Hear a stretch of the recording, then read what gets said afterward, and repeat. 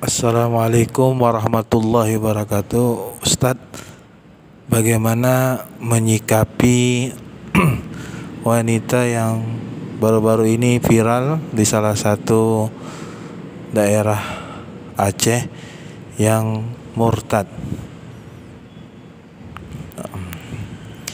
Alhamdulillahirabbil alamin, wassalatu wassalam ala nabiyina Muhammad wa ala alihi wa sahbihi ajmain.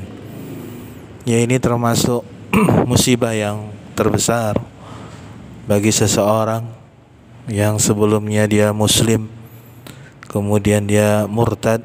Ini termasuk musibah besar, bala yang besar, yang mana tentunya kita mohon perlindungan kepada Allah Subhanahu wa taala agar Allah Subhanahu wa taala memberikan keselamatan kepada agama kita, kepada iman kita. Oleh karenanya Nabi sallallahu alaihi wasallam selalu memperbanyak doa, ya muqallibal qulub tsabbit qulubana ala dinik.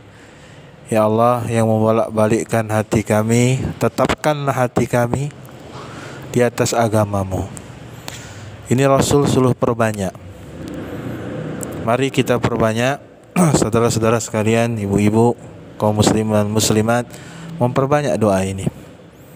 Dan kita mohon agar Allah Subhanahu wa taala jangan memberikan ujian kepada kita yang meluluh lantahkan iman kita. Mintalah terus kepada Allah agar Allah Subhanahu wa taala tidak mencabut hidayah atau iman di dada kita kepada Allah Subhanahu wa taala. Yang kedua yang mesti kita sikapi, ini sebuah pelajaran yang berharga bagi seorang muslim. Hendaklah dia mengembalikan segala urusannya kepada Allah Subhanahu wa taala. Hendaklah dia terus berdoa dengan khusyuk, apalagi berdoa ketika sholat, ketika membaca ihdinas siratal mustaqim, tunjukilah kami jalan yang lurus. Ini doa yang amat kita butuhkan saat ini, apalagi di zaman yang penuh dengan syubhat dan syahwat dan ujian ini, agar Allah Subhanahu wa taala memberikan kita, membimbing kita kepada jalan yang lurus. Kemudian yang ketiga, hendaklah kita mempelajari, mendalami akidah, mempelajari tauhid, mendalami pelajaran tauhid, membenahi akidah kita sehingga akidah kita ini menjadi akidah yang benar, sahihah, akidah yang bisa membentengi kita dari segala bentuk kesesatan, kemurtadan, kekufuran. Demikian pula kita wasiatkan kepada anak-anak kita, keluarga kita, agar mereka itu memiliki akidah yang benar, menjauhi segala bentuk kekufuran, sebagaimana yang telah dilakukan oleh Nabi kita Ibrahim alaihissalatu wassalam. Beliau meminta wajibuni wa baniya anak bunal asnam, ya Allah jauhkanlah aku dan anak cucu dan keturunanku dari penyembahan berhala. Ini bentuk kembalinya Nabi Ibrahim kepada Allah Subhanahu wa taala. Padahal kita tahu Nabi Ibrahim alaihissalam adalah abul anbiya, imam tauhid, tapi beliau tidak merasa aman daripada kesyirikan.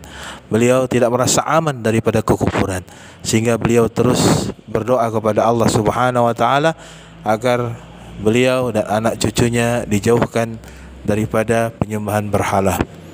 Kemudian yang keempat, ingatlah bahwasannya musuh-musuh Allah dari kalangan Yahudi dan Nasara tidak akan pernah berhenti untuk memerangi kaum muslimin, memberikan makar agar umat Islam berpaling daripada agamanya. Allah Subhanahu wa taala telah katakan, walan tardu ankal yahudu walan nasara hatta tattabi'a millatahum. Maka tidak akan orang-orang Yahudi dan Nasrani ridha kepada kalian sampai kalian mengikuti agama mereka.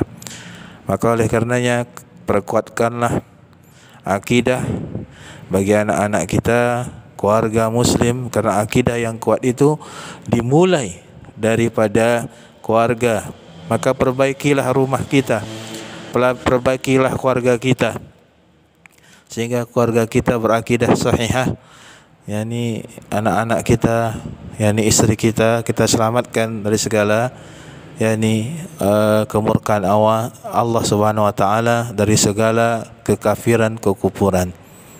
Inilah beberapa sikap sebenarnya seorang muslim untuk kita mensikapi. Mudah-mudahan ini menjadi pelajaran bagi kita semuanya.